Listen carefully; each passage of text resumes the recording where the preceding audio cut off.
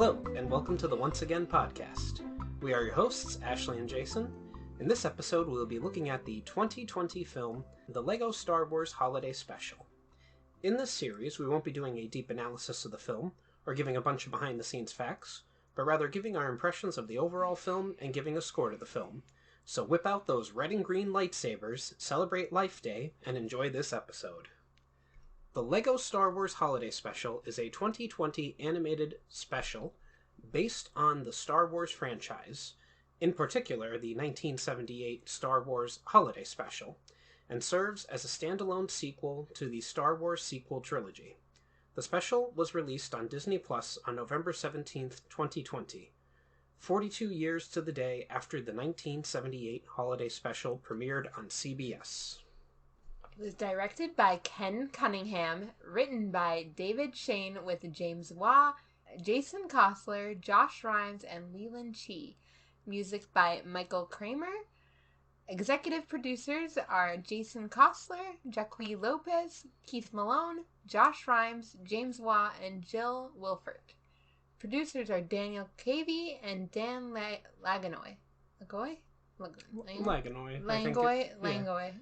Yeah, I would imagine that's correct. Dan Langloy. Dan, you know who you are, if you're listening. Production company Lucas Animation, The Lego Group, and Atomic Cartoons.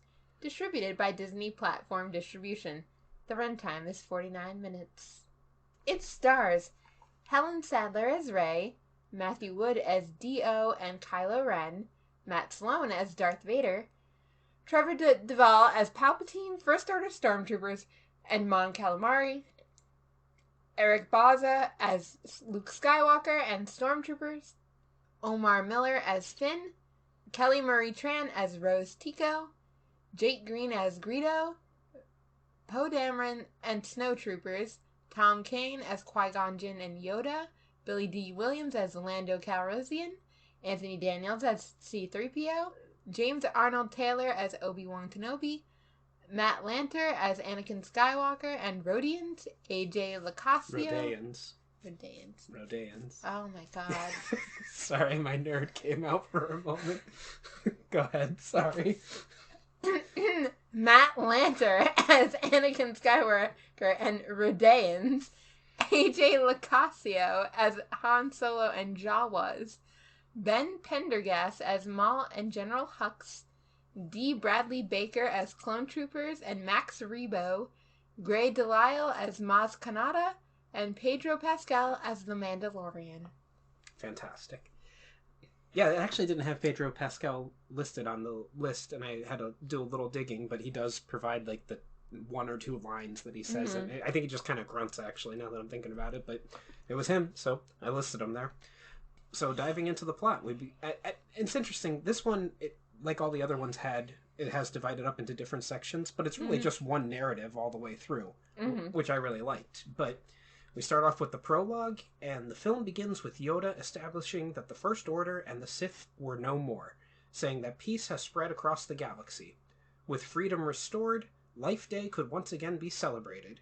Yoda explains that Life Day is a holiday of friendship, family, and connection. The camera then shifts to the pages of a book. Yay! And Yoda explains that Rey Skywalker and her friends had traveled to Kashyyyk to celebrate with Chewbacca and his family. However, he adds that the celebration would have to wait for Rey and Finn.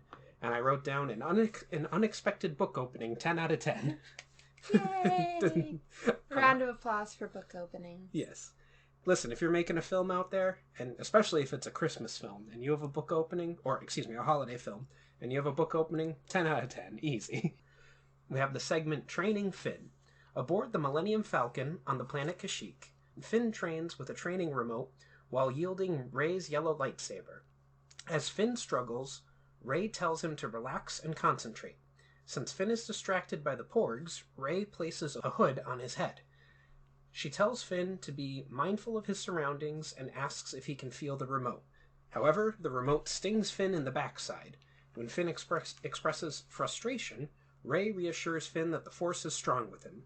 She reminds him that a Jedi must let go. Misunderstanding Rey, Finn swings his lightsaber across the Millennium Falcon's passenger hold, causing some damage to the furniture. When his hood comes off, Finn eyes the training remote and slices it in half. Finn cheers, but the damaged training remote stings him in the backside once again, and Finn loses his temper. As Rey flips through the book, she wonders what she is not doing right. A frustrated Finn asks if she is sure that he is meant to become a Jedi. Rey tells him to hand her the lightsaber and explains that the Jedi text says that when we go down the wrong path, we must take another. She hands Finn a wooden lightsaber. Finn parries with the newly replaced training remote, but it sets his wooden blade alight. Rey wonders what she is doing wrong. And if at any point you want to stop me, because I don't have that many notes. I know. Yeah. I don't really have notes either. I think my only thing here is just I'm like, are we even like trying to train Finn already? Like, for the next time the Sith come back around, they're always going to come back. More importantly, why are we trying to train Finn when we just defeated the Order? Everybody relax. Yeah. Rey, you barely know how to work a dang lightsaber. Yeah. Like, what are we even doing here? They need a summer vacation. They need a summer vacation. Oh, wait. Yeah. They already have one. Yeah. It's funny because we went backwards in covering these. But I actually, this one, I'm just going to spoil it right. This one I think is my favorite. And I'll get into it why when we get to our overall score. But then the quote-unquote next segment is preparing for Life Day. They are interrupted by Poe Dameron, who tells them that they have got a Life Day party to set up. Poe is followed by Rose Tico, C-3PO, R2-D2, and Chewbacca. Poe mentions that Chewbacca's family is coming, and that Wookiees like ripping arms off of things and parties. He assigns Finn to do the decorating and asks Rey if she could help roast the Tip-Yip. Rey murmurs in agreement before walking away. Lover of Tip-Yip over here. I have yet to experience Tip-Yip myself. I have had Tip-Yip. Tip-Yip is chicken. Next, well, that's not surprising, but... Chicken in a really weird block form. Yeah. That's interesting. But frustrated with herself teaching Finn, Rey goes below deck to her personal Jedi library. Flipping through the books, Rey is upset that she can't train Finn despite following every teaching. Rey decides to meditate in the Force. She then feels a breeze which causes a brown Jedi book to drop. While reading the book, Rey smiles. And I wrote a note down here saying, I was laughing to myself while watching this, thinking of the fanboys' reactions to this, being like, you can't train him because you were never trained, Rey. Dude. I mean, but that's how I feel, though. Like, I don't think, because... You're a toxic fanboy. No, but, she barely knows what she's doing. So, what do you mean? Yeah. Of course you can't train. You barely know how to do anything. Who was Luke to train her, though? I know. He got, 4 hours with Obi-Wan, and I'll give him 3 days on Dagobah.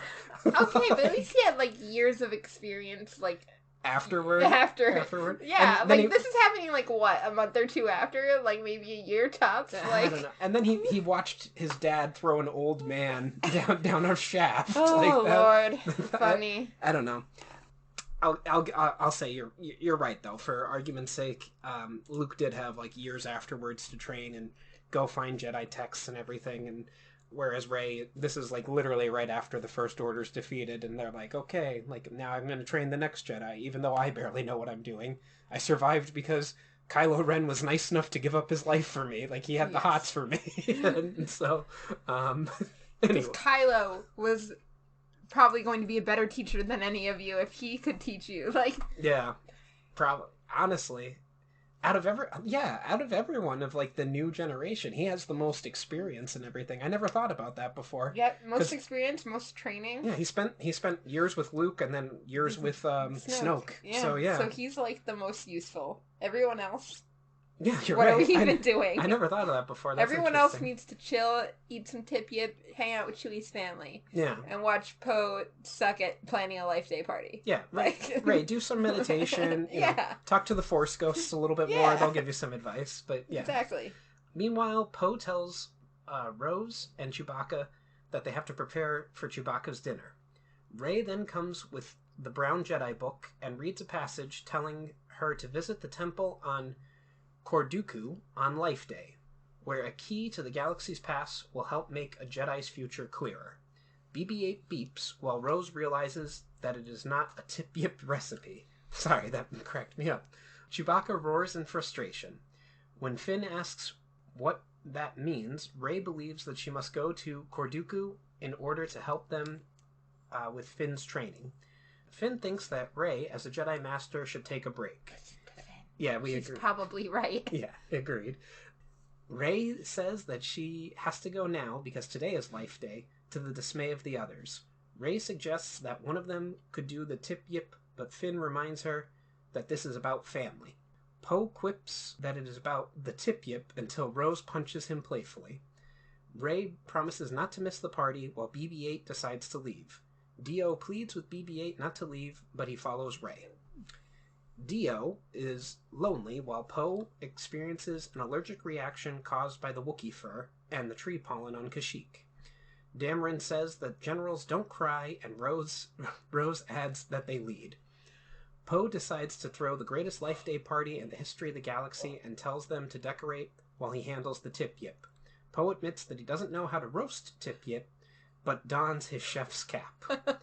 And I wrote down a note saying, so Poe is just an idiot in all these Lego specials, huh? Yeah. You're a good-looking idiot. Yeah. You're here to look good and do nothing else, Poe.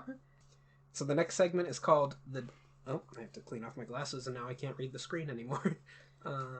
Outside, Rey prepares to depart on her X-Wing. I didn't say the title yet. Too bad. The Journey to Corduku. But I think they were saying Dooku, because it sounded like Count Dooku to me. Yeah. So I was saying Corduku. All right. Outside, Rey prepares to depart on her X-Wing. Finn pleads with her not to leave, saying that he knows he can become a Jedi. Rey says that she has to go for his sake. Rey travels to the planet Corduku with BB-8, but has trouble finding the temple amidst the colored clouds. Rey finds that her X-Wing is flying towards a mountain and tells BB-8 to pull up, narrowly escaping a collision. She finds the temple is within a mountain with 3 peaks. The snow-capped mountain is surrounded by a snowy forest. Rey lands her X-Wing and approaches the entrance to the temple, a narrow way through a rock face. Above, the aurora borealis glows over the mountain temple. Rey is impressed by the architecture. BB-8 follows, but is covered by snow. Rey brushes aside snow covering a circular doorway and uses the Force to summon a blue-green crystal, which she believes to be the key to the galaxy's past, but wonders what it opens. And then we move into the next segment, Adventures in Time, which is really, now the movie's kicking off. This was all just set up, and here we go. As she holds the artifact and ponders about what it unlocks, the door begins revolving, opening a portal through space. When Rey puts down the crystal, the door closes. Rey turns the crystal, reopening the portal into the Force Gateway. Rey is sucked into the Force Gateway and lands in the swamps of Dagobah. There, she witnesses a younger Luke Skywalker training under Master Yoda's tutelage, while R2-D2 watches. As part of the training, Luke has to stand upside down while he levitates Yoda and several tools. Yoda then tells Luke to concentrate. Rey is excited that she might learn some profound Jedi wisdom. Luke grumbles that all the blood is starting to rush to his head, but Yoda tells him to concentrate. Just then, R2-D2 starts beeping, and Luke loses his concentration. Rey believes that she can learn something from this. Luke attempts to use the Force to lift his X-Wing starfighter out of the swamps of Dagobah. Yoda tells him that there is no try. And I forgot to write it down, but I like how Luke was like, but isn't trying a good thing? And Yoda's like, no participation trophies for Jedi are there.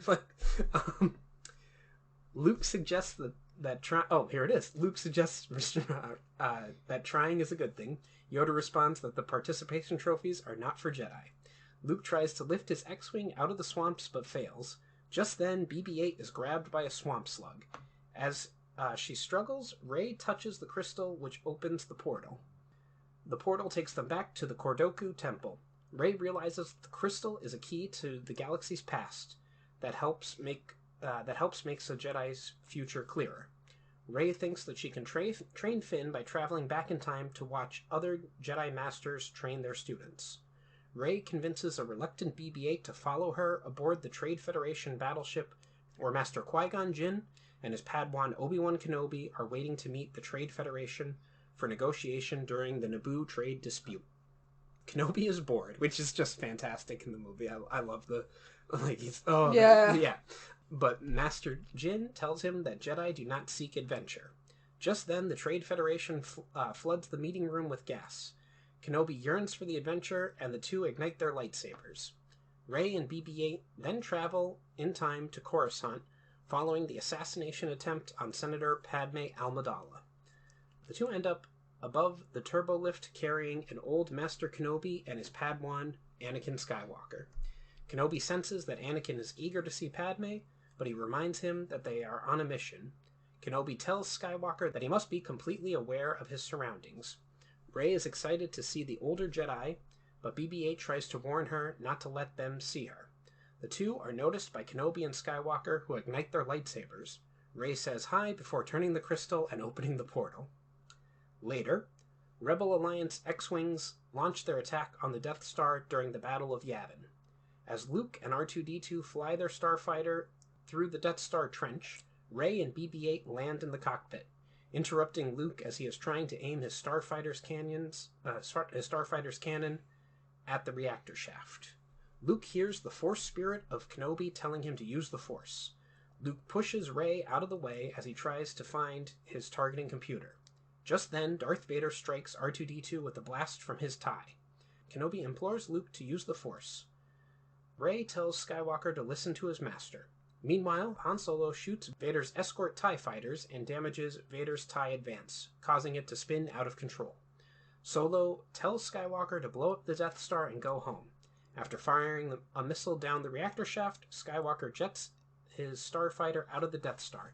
The Death Star explodes. Before Skywalker can thank Rey, she travels back in time. Solo hears that over the intercom and tells Luke that he is welcome, believing Skywalker was referring to him. Returning to the present, Rey tells BB-8 that they helped Skywalker blow up the Death Star. Rey is excited and says that this is the best life day ever. That part cracked me up when Han was like, "Oh, you're welcome" in the movie. Yep. But next we move into the segment, A Messy Preparation. Back aboard the Millennium Falcon, Poe and his team prepare decorations and lights with the help of the Porgs. Poe sucking at everything, as per usual. Always. However, the Porgs let go of one of the cables, which crashes into the ice power droid. Rose realizes that they still need a tree and sends Chewbacca to fetch one, while she and Finn clean the mess. When Finn remarks that Rey said that they would not notice if she was gone, he says that he noticed. Meanwhile, Poe roasts a piece of tip-yip meat over the exhaust engines of the Falcon. Rose is horrified by Poe's recklessness. The tip-yip meat is scorched and only extinguished by D.O. Just then, Chewbacca and the Porgs cause a tree to fall, which lands on the hull of the Falcon. So everything's just going bad. Yeah. I do love the Porgs in this entire thing. Yeah. Oh, and I love when Chewbacca's family shows up and try to eat them. And yeah. Chewbacca's like, no! Don't eat them. Also, I just love that we're on Kashyyyk and, like, we got Chewie and his family, like... Have you ever seen the 78 special? Okay, well, you're lucky. Because I sought it out, and it's really hard to find. It is on the internet, if you know the right places to look. But George Lucas wanted every copy destroyed. Like, he was like, it was a horrible idea. Meanwhile, do you know how much Life Day merch they have in the parks? George Lucas. So much. They celebrate that. George isn't in control of it anymore. Oh, I know. But the only things that are... We need to buy Life Day robes. Why are we not filming this in our Life Day robes? So, it has the whole cast in it. Like, it has Mark Hamill, Carrie Fisher, and everything. But Mark Hamill was filming a different movie at the time, so he has this terrible... even lighter blonde colored hair and not cut like Luke Skywalker's hair at all, haircut in it. Harrison Ford doesn't want to be there the whole time, and you can clearly see it. Carrie Fisher was good in it, like, and she was like, she sings a song and she's like excited to be there and everything. But then there's also really weird things, like B. Arthur sings a song. She's a bartender at this weird bar that's supposed to be like the bar from episode 4. But she sings a song and it's really weird, and it's like, why is this B. Arthur? It also has the introduction of Boba Fett. It's the first time you see Boba Fett, but it's a cartoon.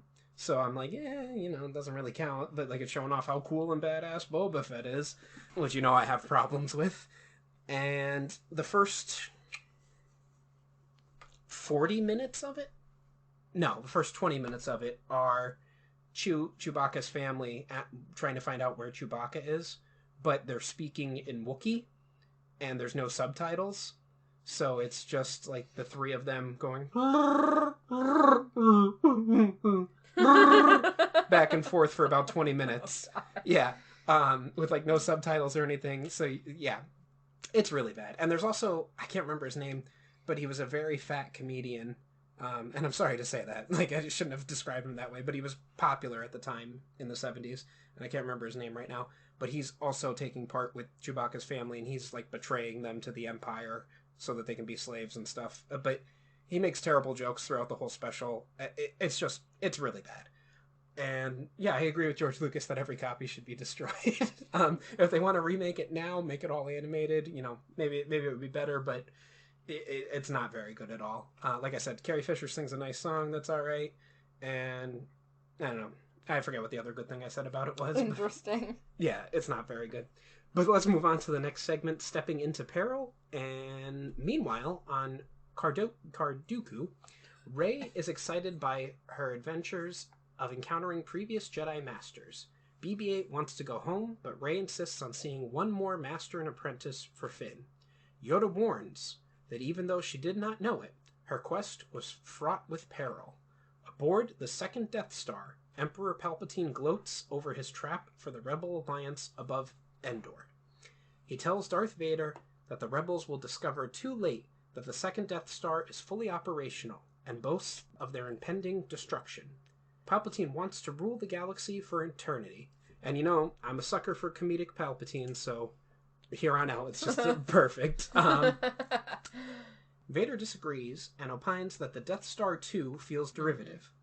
He suggests Starkiller Base, but the Emperor disagrees. Just as Rey and BB-8 enter through the time portal, Vader reminds the Emperor that today is Life Day. He gives the Emperor a mug saying Galaxy's Best Emperor as a gift. The Emperor is dismissive of the gift and hurls the mug aside, causing it to bounce off BB-8.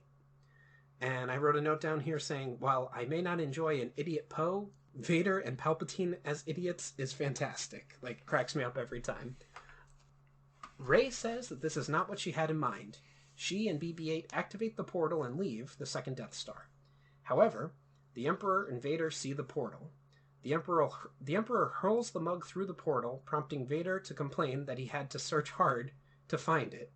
However, the Emperor is more interested in the source of the portal and sends Lord Vader through the portal to investigate. Before Rey and BB-8 can go home, they are followed by Darth Vader, who ignites his lightsaber. Meanwhile, Poe and the others have finished decorating the Millennium Falcon in preparation for Chewie's family. Poe is excited and starts to enjoy the music. Which I love that Max Rebo is alive in this, and they even make the joke like, oh, isn't it supposed to be Max Rebo in the Rebo 7 or whatever? Like, where's the other... oh, that's right. Like, yeah. But I was so excited when I watched this. I was like, Max Rebo is here? Yeah.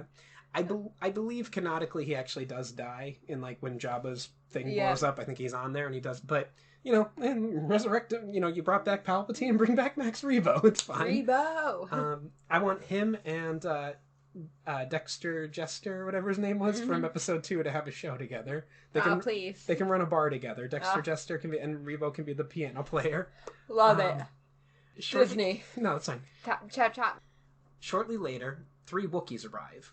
The 2 younger Wookiees go for the food, while an older gray Wookiee attempts to eat a porg, but is stopped by Chewbacca.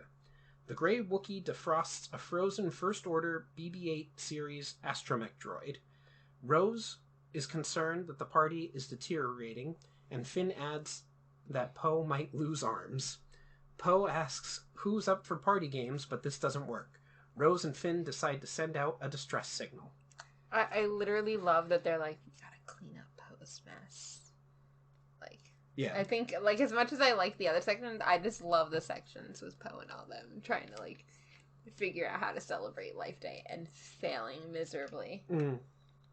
For me, I just love the time travel adventure of it. Like, it at one point I was like, all right, well, now it's ridiculous. Like, what's going to happen? And they just wrap it up by having Rey wrap it up. But, you know, it was fine. But we move into the next segment, Misadventures with Lord Vader.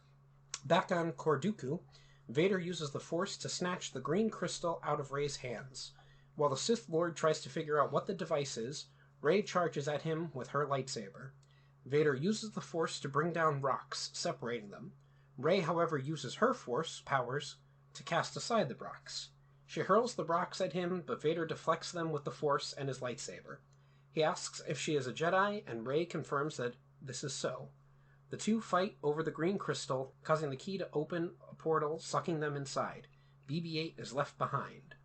Rey and Lord Vader emerge at Echo Base during the Battle of Hoth.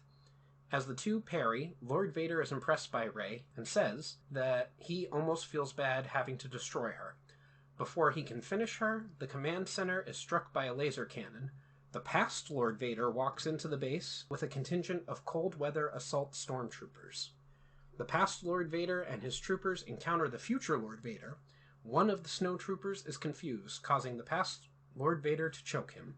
The past Lord Vader orders the troopers to seize the base, but the future Lord Vader tells them to seize the girl. Which I'm glad that the summary has it, because I was confused for a moment which one was which. So, the past Vader exerts his authority, prompting a lightsaber duel between the two Vaders. The two Vaders size up their Force powers before realizing they are the same person. Both Vaders order their snow troopers to destroy Rey. She manages to activate a portal and escape. The future Lord Vader and two snow troopers follow. The past Lord Vader orders the troops to continue their mission to seize the rebel base. On Mustafar, Obi-Wan Kenobi and the fallen Anakin Skywalker, who has become Darth Vader, are dueling on platforms above the Molten Lake. The two snowtroopers land on floating platforms while Rey and the future Vader land on separate ones and parry. One of the snowtroopers passes the green kyber crystal, which Rey dropped to Lord Vader, but Rey snatches it midair with the Force. Rey, the future Vader, the snowtroopers, Kenobi, and Anakin slide down the time portal as the lava flows down a valley. On Navarro, it's Dinjarin, okay, thank you. On Navarro, the Mandalorian and Grogu shelter behind a wall as Moff Gideon's stormtroopers and the Death Troopers converge on them. Rey, the future Darth Vader, Kenobi, Anakin, and the two snowtroopers fall through the portal. Spotting Grogu, Rey and Vader say he is so cute. They open a portal in the ground, taking some stormtroopers and Death Troopers with them. And I wrote down a note saying Grogu cameo, although I wrote Grogu. Grogu cameo, yes, so cute. And I love that even Vader says "ah" when he sees him. So you have to remember, this was like height of Baby Yoda obsession. This was like when Mandalorian just came out for the first time. Exactly. So like we didn't know his name at this time. Yeah, we didn't even know it was Grogu, but like height of the Baby Yoda obsession for everybody. Which was seriously the best kept secret. I knew nothing about Baby Yoda until they revealed him and everything. I was like, oh my god, like Disney, what is that? Yeah, I was like, they did it. They got this is their money right here. Like, and they're making it off of them, and good for them for it. I literally just spent $40 on a giant Grogu plushie at Disneyland. So, have you ever seen any of the alternate designs for what Grogu might have looked like? No. Oh, some of them are horrifying. I'm sure they are. Like, it's just like, oh, thank God they went with the decision that they went with the cute one. Yeah, they went with ones that were closer to what Yoda actually looks like, but like some were younger, some were just chubby, like but looked like but like having like the big dark eyes really makes them cute, rather than having white eyes like Yoda has and everything. On Tatooine, a 9-year-old Anakin Skywalker races against Sebulba in pod racers during. Okay, yeah, they race in pod racers. I'm not gonna... The Bhutan Eve Classic. Bhutan Eve. You know, I went through this once, and I was mostly concentrating on the fact... Because the thing that I love about Star Wars fans is that they're very thorough. So, every single ship had its name and its class and, like everything. And I was like, no, I'm not gonna say that it's an X-Style Series 12B. Like, I was like, nope, get rid of that. But nobody cares. Yeah, I didn't pay close enough attention because we have the Bunta Eve Classic. Just then, the portal opens and a snowtrooper and 2 stormtroopers land on Sebulba's pod racer. Rey and Darth Vader land on opposite sides of the engines of Anakin's pod racer. One of the snowtroopers lands in the desert, while an older Anakin and Kenobi land beside the younger Anakin. Oh god, I forget I looked up how to say this guy's name. The dude with two heads says Fozenbeed Anadu. Yeah, I looked up how to say it and I couldn't remember. Thank you. Says that whichever end of the universe they came from, the fall must hurt. The crystal is caught between the force field generators by Sebulba's engines, causing it to suck everyone but the stranded snowtrooper into the time portal. I just love that it keeps getting more and more people through the portals. Like, we're just massive army of people falling through a portal every time now. It's funny. Yeah, and it just keeps building and building. As Rey and Lord Vader fight, the clone troopers catch up with them and tell them to pull over. The motion generated by Sebulba's pod racing engine triggers the crystal key, which sucks everyone onto the planet Exegol. Rey attempts to summon the crystal, but it generates a portal on the hull of a Star Destroyer, sucking everyone, including a group of First Order stormtroopers, in with them. While falling through the portal, Rey and Lord Vader continue their duel, rapidly entering and exiting a large number of portals, gathering more and more people with them. Finally, on Tatooine, an adolescent Luke Skywalker watches the twin suns of Tatooine setting over the Lars homestead while drinking blue milk. Very important that he had that blue milk with them. The portal opens, dumping everyone in the desert. As everyone gathers, 3 different versions of Obi-Wan Kenobi greet each other. A legless Darth Maul clears his throat.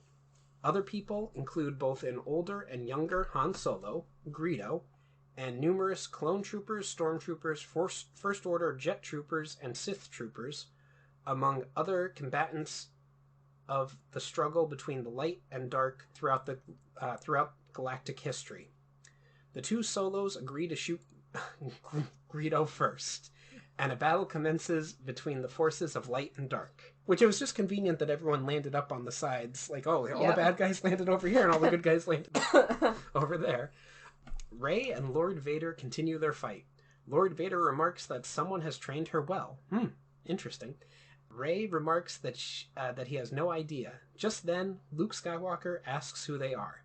Rey recognizes him as a younger Master Skywalker, while Darth Vader recognizes his son, but pretends to be referring to the twin sons of Tatooine.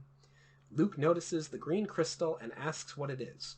When Rey and Vader charge after him, he tells them this is a private farm.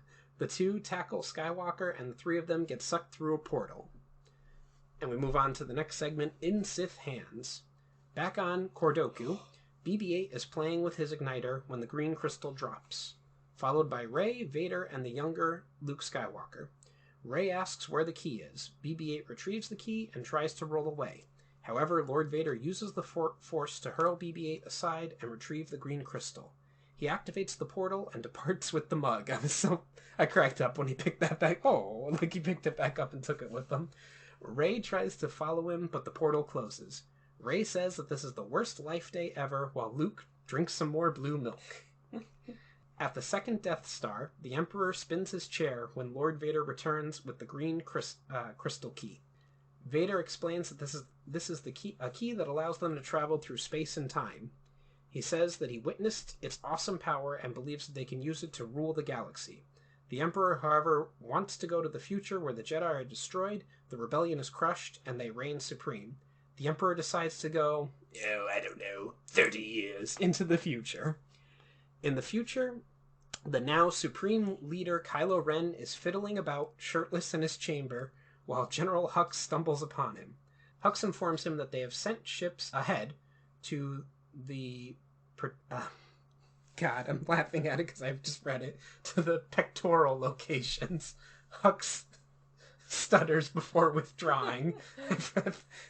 Were they, queer coding Hux here, do you think? Because he just... or was it, Because honestly, when I watched Last Jedi, the shirtless scene of Kylo did nothing for... I was like, oh, whatever, he's shirtless. We've seen Luke shirtless, we've seen Anakin shirtless. I didn't get why it was such a big internet...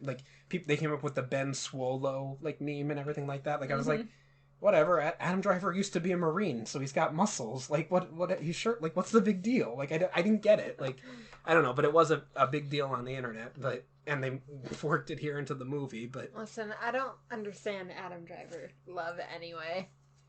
I don't get it. I think he's a good enough actor. But yeah, I would agree. Like, attraction-wise, like... Listen, we're gonna bring back up that Matt Smith argument from well over a year ago if we get into Adam Driver, because I kind of feel like they're on the same level, and so I know so many women that are just infatuated with Matt Smith, but I feel like Adam Driver and him are on the same level, so if you don't see it with Adam Driver, I don't know how you could see it with Matt Smith, but... I don't know, I'm not really big on Matt Smith either, so... Well, what did we spend, like, we spent like 10 minutes arguing about Matt Smith in a previous episode, like a year ago, and whether he was attractive. I don't remember what were we watching that he was in that we were arguing about? I think it was one of the ill-fated Game of Thrones episodes, because he was on House of the Dragon. Yeah. And, but yeah, we spent, I think I edited it down to about 2 minutes of us arguing about it, but we spent a good portion of time arguing about Matt Smith's attraction levels. But yeah, I feel like they're on the same level, so well, then you're in agreement with me then, because you said you don't really see it. You defended him Latin. Ash, you've changed. Were you just being contrarian to me, or maybe. I don't know. Let's get this episode over with. Sorry. The Emperor grumbles about Kylo Ren being the supreme leader, but their voices are heard by Kylo Ren, who is excited to see his grandfather and the Emperor. The Emperor tells Ren that they came through a life day miracle. Kylo Ren is excited to see his hero, but Lord Vader is unnerved by his fan art. Kylo Ren tells his guests that he just made himself supreme leader, but the Emperor wants to know if he actually rules the galaxy in the future. Kylo Ren decides to update his guests about their history, and the Emperor tells him to put a shirt on. Back on Kordoku, Luke Skywalker asks where they are and who Rey is. Rey explains that she is just the Jedi Master who let Darth Vader on the loose to who knows where or when. As Rey attends to BB-8, Skywalker says that he is only a moisture farmer and has no idea who Darth Vader is, but is an expert on vaporators. Seeing BB-8 damaged, Luke offers to help repair BB-8, restoring the droid. Rey is impressed with Luke's mechanical skills, while Luke is curious about the spherical droid and takes an immediate liking to him. Back in the future, the Emperor learns the truth about his betrayal and death at the hands of Lord Vader during the Battle of Endor from Kylo Ren. The Emperor asks Ren for his lightsaber and toys with his crossguard blade. The Emperor is impressed and asks Kylo if he wears a mask. Kylo replies that he broke it, showing his Sith guests the altar where it rests. The Emperor uses the Force to repair Kylo Ren's helmet. Vader is impressed, but the Emperor asks Kylo Ren if he would betray his master under any circumstance. This causes Ren to call his role in the murder of the previous Supreme Leader Snoke. Kylo lies and says that he would not throw his master down a reactor shaft. The Emperor activates the time portal with the crystal and invites Kylo Ren to change their destiny. What a liar. Well, he goes, I wouldn't throw you down a reactor shaft, so he doesn't really lie. He just avoids answering the question. Saving the party is the next segment. Meanwhile, Chewbacca's hungry and bored family waits aboard the Millennium Falcon. Chewbacca chides his gray-furred relative for swallowing a porg, yet again. Poe notices Finn and Rose are smiling and asks why they are enjoying the biggest disaster since Jar Jar Binks' Galactic Senate speech. Rose points out that she has invited Max Rebo to set up a drum. Poe asks why they invited Max since nobody has listened to him in 30 years. Poe asks where the rest of the band is and thinks that this won't work. At that point, they are interrupted by Lando Calrissian, who praises Poe and his team's efforts. He is accompanied by Jannah and Maz Kanata, thank you. And Maz Kanata, who is delighted to see her boyfriend Chewbacca. Poe asks what is going on. Rey says that Life Day is about being with friends and family. Finn adds, the more the merrier. They are joined by several Jawas, Rodan, and an Ewok. When Poe asks if they had a plan to feed them, Rose gestures toward Zori Bliss, who has brought us several pieces of tip-yip. Amon Calamari gives Lando Calrissian a present, a wrap, which turns out to be a blue cape. While Max Rebo plays his drum, Finn and Rose sing a festive song in Huttese, which cheers up everyone but Poe. Rose senses Poe's despondency and asks what is wrong. Poe replies with joy. Next, we have the Emperor's Because he has nothing to do with it going well. Yeah, you're right. Next, we have the Emperor's new apprentice. Aboard the second Death Star, the Emperor and Kylo Ren regale about the Death Stars and Starkiller Base. They are interrupted by Vader, whose presence the Emperor does not welcome. The Emperor sends Darth Vader to fetch Luke Skywalker from the forest moon of Endor. Vader grumpily complies before leaving. In Vader's absence, Ren warns the Emperor that sending Vader to fetch Skywalker will lead to the exact same chain of events, which ends up with Vader hurling the Emperor down a reactor shaft. Kylo Ren warns that there is no coming back from that and asks the Emperor if he is worried about his apprentice betraying him. The Emperor dismisses Vader as his former apprentice. And I wrote a note here saying Kylo looking right at the camera when he says to the Emperor, there is no coming back to that. But he's really talking to the audience, not to the Emperor. Next, we move on to Rey's lesson. Back on Cardoku, Rey regrets her recklessness. Yoda speaks to her and materializes in spectral form. Rey tells Yoda that she failed to teach Finn and to stop Darth Vader and find a way out. Yoda responds that all teachers fail and says that he erred in teaching Luke on Dagobah. Rey says that this is different, but Yoda reassures her that she can learn from failure to be a better student or a better teacher. Yoda tells her that he will show her what she failed to see before showing a Force vision of her friend celebrating Life Day aboard the Millennium Falcon. As Rey watches, a Christmas tree topples. I believe it should say a Life Day tree topples, but Finn uses his wooden blade to prevent it from crashing to the ground. When Rose asks where he learned it, Finn replies that Rey taught him to be mindful of his surroundings. Yoda reassures her that Finn is wise. Rey disagrees and says that she studied and memorized the Jedi texts. Rey realizes that by focusing too much on the books, she hurt Finn's feelings and forgot about him. Yoda says a Jedi needs knowledge and training, but these are useless without connection. Yoda shows Rey visions of various Jedi Masters with their students, including Qui-Gon Jinn, Obi-Wan Kenobi, Anakin, Yoda, and Luke. Rey realizes that these masters and students shared a friendship. Yoda asks if Rey understands. Rey says yes, and he wishes her a happy Life Day. Before Yoda leaves, Rey asks him what she should do about Vader and the Emperor. Yoda replies that he showed her all she needed to know and tells her that she had the power all along before disappearing. Luke asks if she managed to find the key, but Rey says no. Luke asks if that was what Yoda meant when he said she had the power all along. Rey realizes that Luke saw the vision and thanks him for teaching her something. Rey meditates and uses the Force to light up the other crystals in the cave. Holding Luke's hand, she commands the crystals into a circle around them. Together with Luke and BB-8, they enter a portal created by many crystals. Next, we move on to connecting and letting go. Back on the second Death Star, the Emperor asks if Kylo Ren understands the plan. Ren stops spinning on the Emperor's throne and says that when Vader returns with Luke Skywalker, he will chuck them both down the reactor shaft. The Emperor is pleased and vows to rule the galaxy with Ren by his side. Ren, however, is unsure, but the Emperor displays a hologram chart showing that the Emperor is clearly above the Supreme Leader. Ren is willing to throw Skywalker down the reactor shaft, but is not keen on throwing his grandfather down too. The Emperor warns Kylo not to get cold feet. Just then, a time portal appears and Rey exits. As she enters the Emperor's throne, she calls out to Kylo Ren through his original name, Ben Solo. Confused, the Emperor asks Ren who Ben is. Ren rejects his former identity and says that he is the Supreme Leader, Kylo Ren. A younger Luke Skywalker then exits the portal, and his presence enrages his nephew. The Emperor orders Ren to destroy them. Rey and Kylo engage in a lightsaber duel. Ren gains the upper hand and hurls Rey against a wall. The Emperor cheers.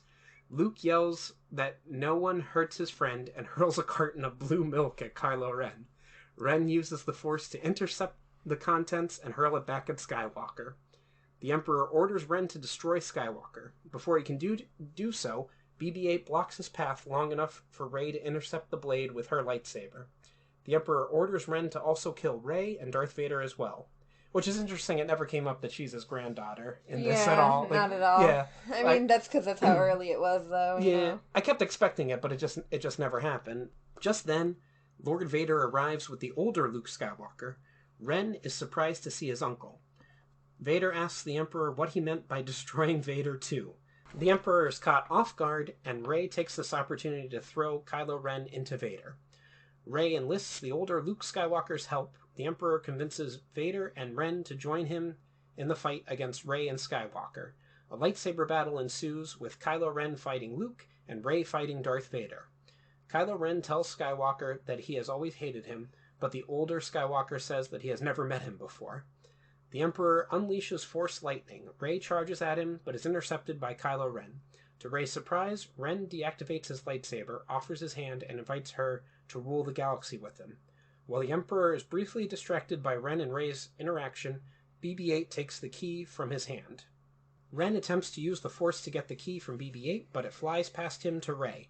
Call back to Episode 7 with the lightsabers. Yeah. A saddened Rey looks at Kylo Ren and calls him Ben again, as she says goodbye to him while using the key to send him back to his ship. Ren's helmet shatters as he throws a tantrum by destroying his room with a lightsaber, and a horrified General Hux sneaks out of the room. Back aboard the Emperor's throne room, the Emperor attacks the older Luke Skywalker with Force Lightning, weakening him. The Emperor then unleashes Force Lightning on Darth Vader, crippling him. The Emperor invites Rey to join him as his new apprentice, and Rey rejects the offer, telling him that he has failed before and will fail again. She says that good will always triumph over evil. The Emperor attacks her with Force Lightning and threatens to destroy both Skywalkers, Ren and Vader, if she does not join him. Vowing to rule the galaxy by himself, the Emperor summons the blue-green crystal and attempts to summon the time portal. Rey stops him. The Emperor dismisses her as pathetic and asks if she thinks she can defeat him alone. Rey responds that she is not alone. The older Luke Skywalker comes to Rey's aid and uses the Force to levitate the green crystal. Rey asks Luke if she remembers the first Force lesson to let go. Luke lets go, causing the crystal to slam into the Emperor and Vader, who crash into the Emperor's throne. With the Sith distracted, Rey departs with the younger Luke Skywalker and BB-8. She tells the older Luke that she is putting his younger self back where he belongs. The older Luke stays behind and watches as Vader flings the Emperor down the reactor shaft, telling him that he has had enough taking orders from him. He also throws the Emperor's mug down, wishing him a happy life day. As the Emperor plummets to his death, he realizes that he was so mean and decides to change his ways. Distracted, he hits the reactor shaft and is lost to the abyss. So we move on to the final segment, Celebration of Life. Rey takes the younger Luke Skywalker back to Tatooine. She tells BB-8 that he will be fine because he is one tough Jedi, even though he doesn't know it yet. Rey then takes out the various combatants back to their time zones before returning to the Jedi Temple on Cordoku. Back at the Millennium Falcon, Poe and the others celebrate. Rey arrives and is delighted that she made it back in time. BB-8 tells an incredulous C-3PO about his encounters with the numerous Master Skywalkers. Rey tells Finn that she found what she was looking for was right here before hugging him. Poe invites Finn to cut up the tip-yip, but Rey gives Finn the honors of doing so. Finn ignites her lightsaber, and Rey says that she is ready to train him. Attempting to focus on letting go, Finn cuts the table in half by mistake, but Rey says that they will work on that together. Just then it begins snowing on Kashyyyk. Everyone rushes out to enjoy the snow. One of the Wookiees hurls BB-8. Poe and Zori spend a tender moment together. Rey sees the Force spirits of Luke and Leia Skywalker, and Yoda ends the story by saying that Life Day is a time for family and friends before wishing the viewer a happy Life Day. And a happy Life Day to all. And my final note here was, oh my god, Yoda's little outfit at the end, I love it. I know, it's so cute. Yeah. So should we go into our overall scores then? I guess I didn't really have notes for this. This is one of those things where, like, it's very straightforward. I don't know. I like this. I've seen it a couple times. I give it a 7 out of 10. It's a cute little animated special. It's a good Christmas thing, but I don't know. I think I like the other ones more. Interesting. Well, I wrote down, so we ended up going backwards in our coverage of the LEGO Star Wars specials, having first done Summer Vacation, then Terrifying Tales, and now the Holiday Special. However, I'm kind of glad we did that. Because, while they are all great in their own ways, this one is by far my favorite. I think the humor is top-notch, and I appreciate a single narrative rather than different segments cutting back and forth from an overall story. However, I do have one criticism that annoyed me throughout the special. Helen Sadler as Rey. She just didn't sound anything like Daisy Ridley to me, but rather someone doing a really bad Daisy Ridley impression. Which, since she's the protagonist and has the most lines of the special, got really old really fast. I do think her voice performance improved, as I didn't notice this annoyance in either of the other two specials that we covered, and she was the voice actress for those. And between the book opening in the beginning, the Meta Grogu cameo, like them saying how cute he is, and Yoda's amazing outfit at the end, seriously, where can I buy a figure that has that? The special started strong and stayed strong throughout. All things considered, I'm giving LEGO Star Wars Holiday Special a 9 out of 10. A nearly perfect holiday special that I will watch for years to come. With all that out of the way, this has been the Once Again Podcast. Any questions, comments, or critiques can be addressed to our email at onceagainpod@gmail.com. Follow us on our social media accounts, Once Again Pod, all one word, on Twitter, Instagram, and TikTok. If you'd like to contribute to the podcast, we have several tiers available on patreon.com/onceagainpod. As always, a like, follow, or share would be greatly appreciated. Thank you and have a wonderful day. And remember, we will entertain you. We will always entertain you. Happy Tim Allen Month, folks.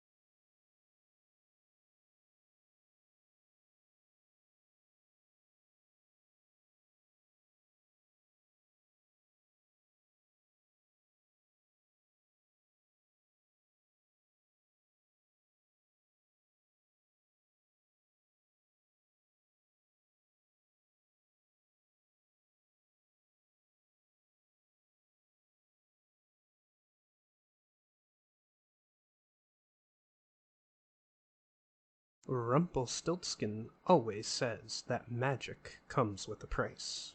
But for this price, you can get a nice piece of jewelry. Use code ONCEPOD for 10% off your first order at Unusual Magic Jewelry on Etsy. Click the link in the description.